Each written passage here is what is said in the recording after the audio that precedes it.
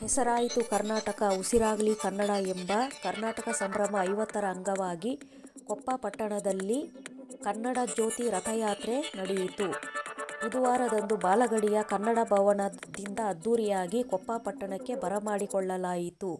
ನಂತರ ಕೊಪ್ಪ ಪಟ್ಟಣದ ಕಡೆ ಹೊರಟ ರಥವನ್ನು ಪಟ್ಟಣ ಪಂಚಾಯಿತಿ ಹತ್ತಿರ ತಾಲೂಕು ಆಡಳಿತಾಂಗ ಪೂರ್ಣಕುಂಭ ಸ್ವಾಗತ ಕೋರಿದರು.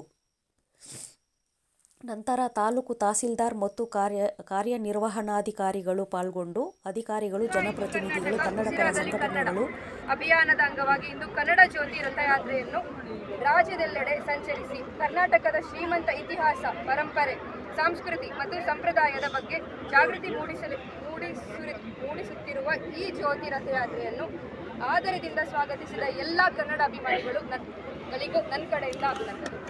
ಜೈ ಕರ್ನಾಟಕ. ಕನ್ನಡ ಭಾಷೆಗೆ, ಕನ್ನಡ ಭಾಷೆಗೆ, ಕನ್ನಡ 50ರ ಸಂಭ್ರಮಕ್ಕೆ, ಕರ್ನಾಟಕ 50ರ ಕನ್ನಡಕ್ಕೆ ಸಾವಿರಾರು ವರ್ಷ ಇತಿಹಾಸ ಇದೆ. ಭವಿಷ್ಯತ್ತಿನ ಹರ್ಷ ಸರ್ ಅವರು ನುಡಿಗಳ ಆಡಬೇಕು ಅಂತ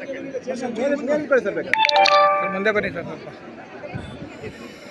ಒಂಚೂರು ಮುಂದೆ ಬನ್ನಿ ಸರ್, ಸ್ವಲ್ಪ ಈ ಕಡೆ ಬನ್ನಿ. ರಾಷ್ಟ್ರಕವಿ ಪ್ರಸರ್ಷಿ ಕುವೆಂಪು ನಾಡಿಗೆ ಕನ್ನಡ ರಥವನ್ನು ಊರಿನ ಎಲ್ಲ ನಾಗರಿಕರ ಪರವಾಗಿ ಸ್ವಾಗತಿಸಿದ್ದೇನೆ. ಹೆಸರಾಯಿತು ಕನ್ನಡ ಉಸಿರಾಗಲಿ ಕನ್ನಡ. 50 ವರ್ಷ ಆಗಿದೆ. 50 ವರ್ಷದಿಂದ ಹೆಸರಾಗಿದೆ. ನಮ್ಮ ಜನಗಳೆಲ್ಲರ ಮನಸ್ಸಿನಲ್ಲಿ ಉಸಿರಾಗಬೇಕು ಎನ್ನುವ ದೃಷ್ಟಿಯಿಂದ